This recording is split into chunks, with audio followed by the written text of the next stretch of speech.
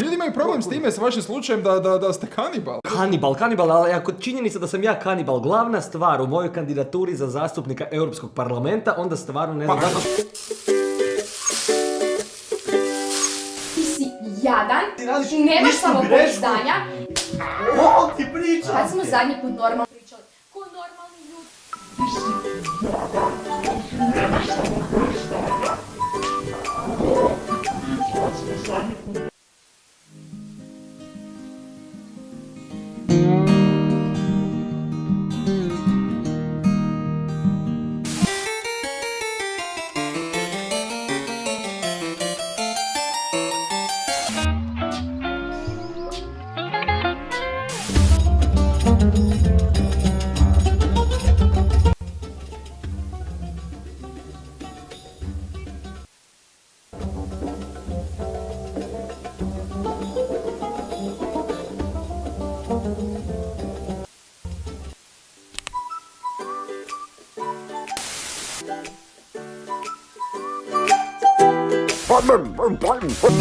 Ono što je